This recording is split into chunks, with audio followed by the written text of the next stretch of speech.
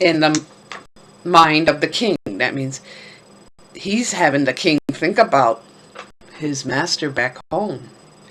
He made the king think that Puss's master was great and wealthy duke.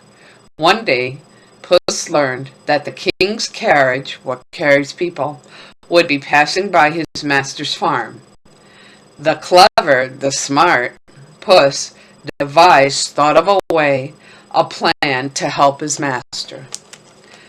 Master, forgive me for what I am about to do, said Puss, and he shoved his master right into the river that flowed along the road. So he threw him in the water. Help! Help! Yelled Puss as the king passed by. My master is drowning. The Duke of Carabas has been robbed. The king ordered his men to stop at once. They ran into the riverbed and pulled the young farmer from the water. My goodness, said the king to the young man, I am delighted to finally meet the Duke of Carabas. Your gifts these past weeks have been very generous. I hope that now I may return the favor. And the king ordered his men to get a set of the king's finest clothes. In no time, the young farmer was dry and sitting next to the king and the king's daughter in their private carriage, the carriage that carries them by the horse. Puss smiled to himself as his plan continued to work. Now, for the next step. So now the pussycat is thinking of something else to do. Here, you can see where the cat had thrown his master in the water, and the king and his men are saving him. Now think what kind of character the cat is, and think of the king's character.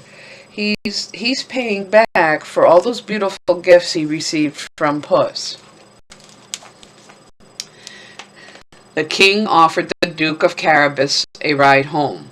Puss ran ahead of the carriage. He spotted some farmhands working on the land along the road.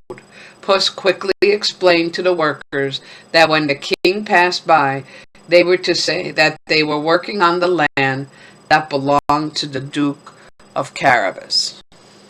So he was a little bit tricky, but he wanted the king to think that the Duke had a lot of money. Okay. Sure enough, no sooner had the carriage arrived than the king leaned out to ask the workers, Tell me, for whom do you labor? Who do you work for? We work for the Duke of Carabas. He owns all this land, the farmer said. The king turned to his guest and said, You are a wealthy duke indeed. I would enjoy seeing your home. Puss quickly realized that something had to be done. His master's home was certainly not fit for a duke. So once again, Puss ran ahead of the carriage. He soon came to a great castle in which dwelled a fearsome giant.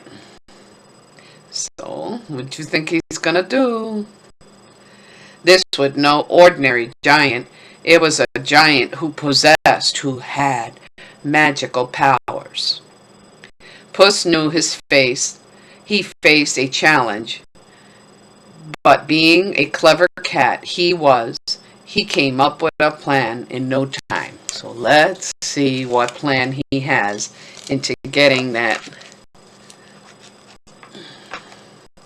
Let's see. Here's the carriage. Okay. Puss sneaked into the giant's castle and found the giant cooking in a great feast in his kitchen. So the giant was in his kitchen cooking. What are you doing in my castle? Roared the giant.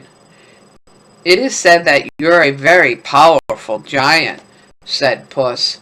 That is true, said the giant.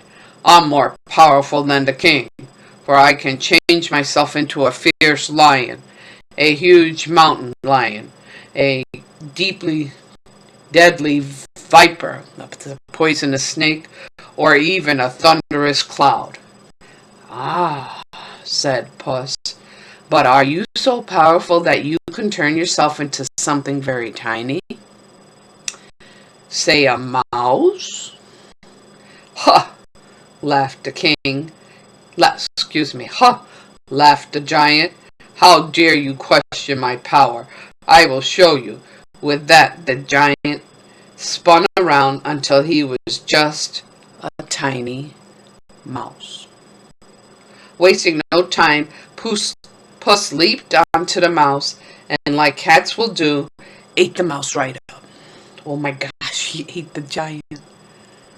And not a moment too soon, for the king's carriage was arriving. Puss ran to meet the carriage. Welcome to the Duke's humble castle, he said. We have a feast awaiting you. The king and his daughter were impressed by the wealthy Duke, and the Duke was charmed by the lovely princess. He liked her. This was how they fell in love, and how an unlikely man married a princess. Puss in Boots lived in the rest of his days in royal comfort.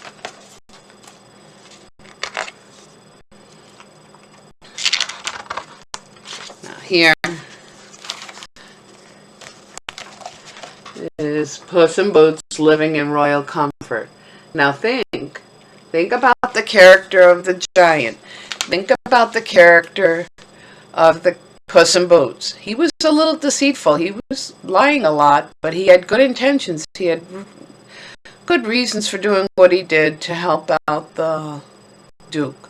And at the end, the Duke got to marry within a wealthy family. So now this is your time to read. Read to a brother or sister, read to a cousin, read to mom or dad, read to aunt or uncle, read to grandma or grandpa. If you don't have a book at home, read one of the printouts either from your reading or read it online from the district website or class tag. Read, read, read. If you have to read it over again and over again, do so, because reading makes perfect. If you have nobody to read to, play teacher like I am right now, and read out loud to yourself. Practice makes perfect. Until next time, miss you guys.